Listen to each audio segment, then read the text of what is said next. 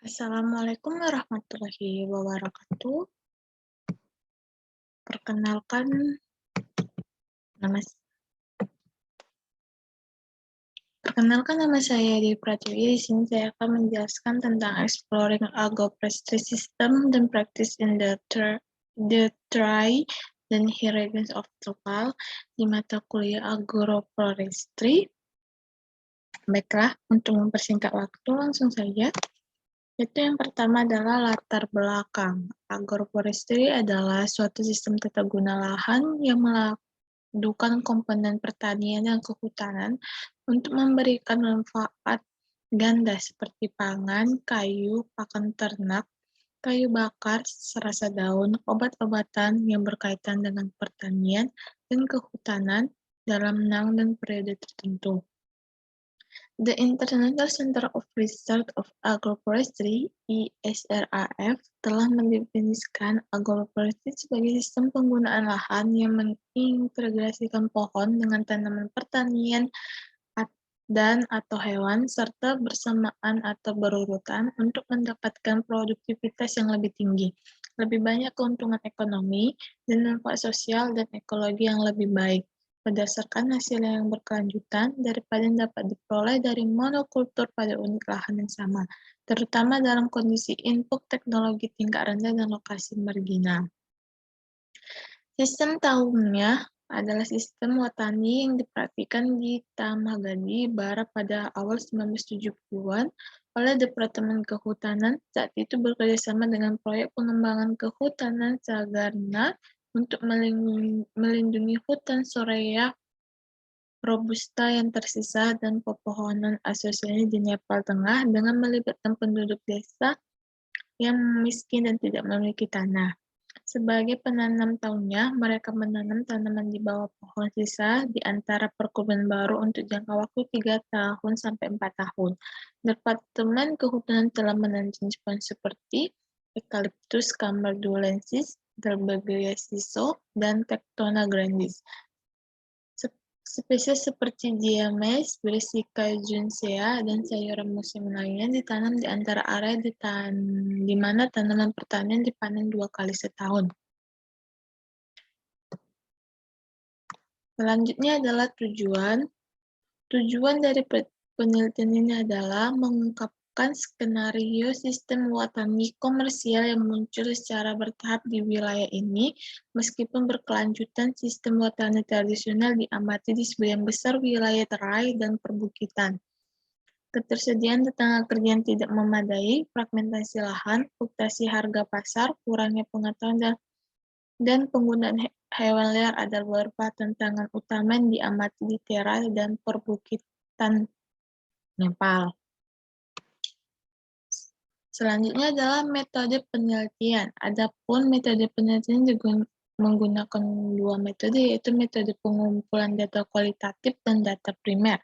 Metode pengumpulan data kualitatif digunakan yang meliputi tinjauan pustaka, seni wawancara terstruktur, diskusi kelompok fokus, wawancara telepon, pengambilan foto dan video, konsultasi dengan Kementerian Perindustrian, Pariwisata, Kehutanan, dan Lingkungan Provinsi, Divisi Dinas Kehutanan, dan Pusat Pengetahuan Pertanian dan Kerja Lapangan dilakukan mulai November.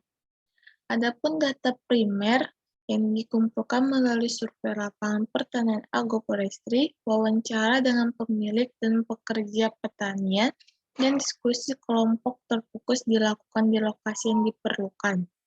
Teknik pengambilan sampel bola salju diadopsi di mana sistem Watani tertentu diidentifikasi melalui sumber yang berbeda selama kerja lapangan. Demikian pula wawancara, informasi kunci dilakukan di Dinas Kehutanan, divisi terkait, dan organisasi terkait lainnya. Ini dia hasil dan pembahasannya. Berdasarkan gambar di atas, terdapat 40 pertanian di terai dan perbukitan. Di terai, 22% pertanian telah mengadopsi sistem agrisilvicultur, diikuti oleh agresivilocorticular sebanyak 21%, argosilvipostoral 10%, dan agrohortisilvopastoral. Sistem agroforestry lainnya yang diadopsi di Terra adalah horticulture, silviculture, home garden, dan agrosilviculture dengan representasi masing-masing 7%, 7%, 7%, dan 6%. Sistem agroforestry yang paling sedikit diadopsi di Terra adalah horticulture dan pemeliharaan lebah. Keduanya mewakili sekitar 5%. Selanjutnya adalah sistem agroforestry utama yang diadopsi di perbukitan termasuk horticulture 31%, diikuti oleh agriculture 22%, dan aggressive horticulture 16%. Agroforestry adopsi lainnya sistem di perbukitan termasuk agrosilviculture 14% dan perkarangan 9%.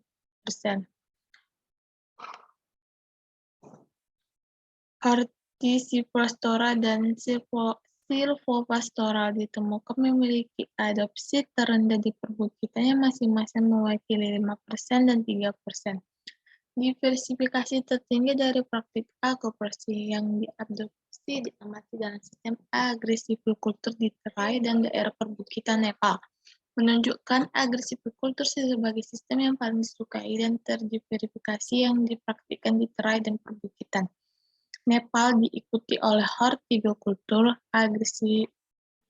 agrisilvihorticulture, hortisilviculture, agrosilvipastoral, hortisilvipastoral, silviculture, home garden, silvipastoral, agri-hortisilvipastoral, agrosilviculture, dan pemeliharaan lebah.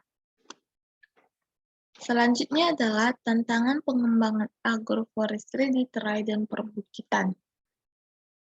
Agroforestry memiliki kemungkinan besar untuk ditambahkan ke modal sosial, keuangan, dan alam, dan karenanya dalam kemakmuran lokal, regional, dan nasional.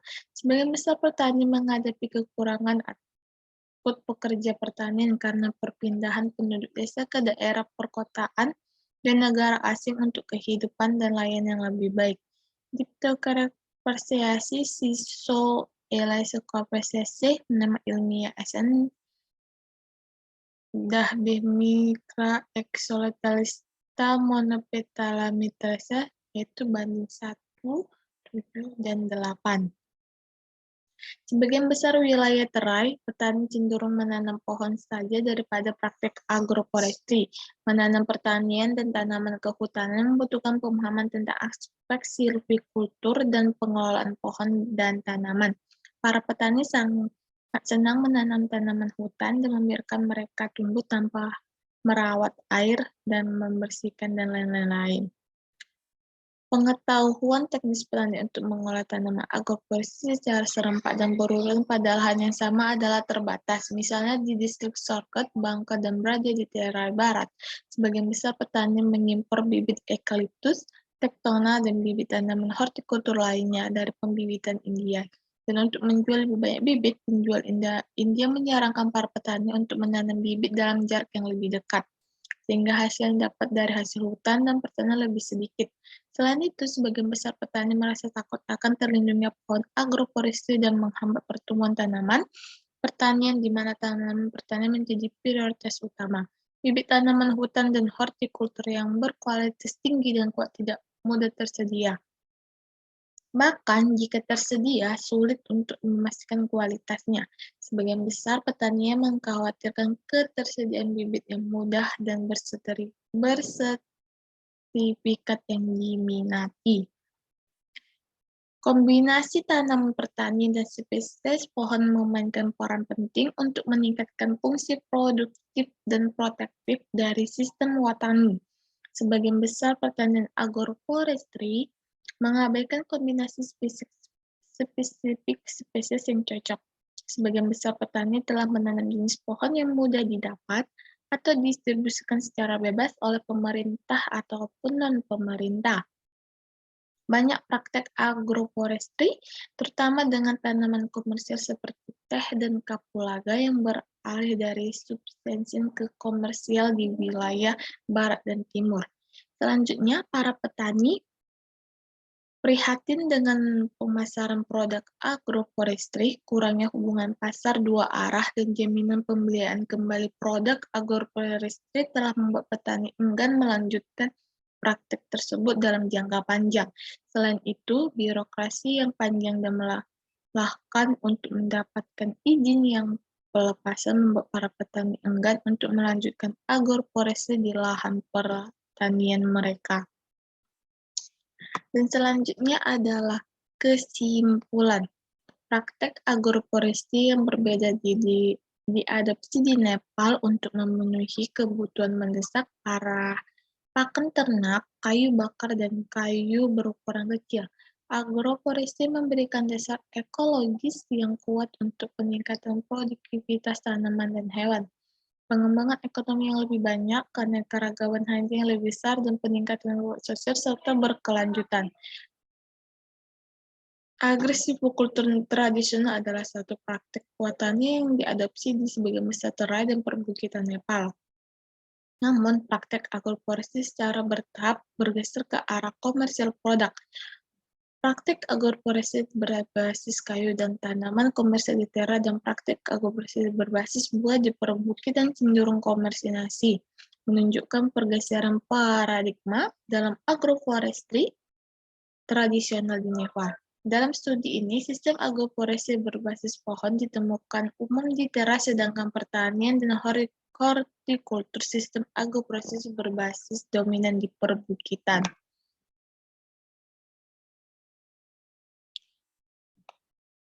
Dan yang terakhir adalah kelebihan dan kekurangannya. Kelebihannya dalam penelitian ini dapat mengeksplorasi satu sistem dan praktik botani yang ada di terai dan perbukitan Nepal. Namun, penelitian lebih lanjut tentang sistem dan praktik botani yang dapat diterima secara sosial, ramah lingkungan, dan menguntungkan secara ekonomi adalah kebutuhan petani dan memaksimalkan produk dan manfaat dari sumber yang terbatas. Sedangkan kekurangannya adalah ketersediaan tenaga kerja yang tidak memadai, fragmentasi lahan, fluktuasi harga pasar, kurangnya pengetahuan teknis, dan penggunaan hewan liar adalah beberapa tantangan utama diamati di terai dan perbukitan Nepal. Baiklah, terima kasih. Demikianlah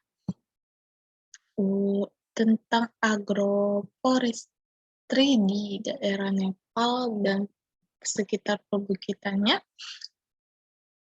Kurang lebihnya saya mohon maaf. Wassalamualaikum warahmatullahi wabarakatuh.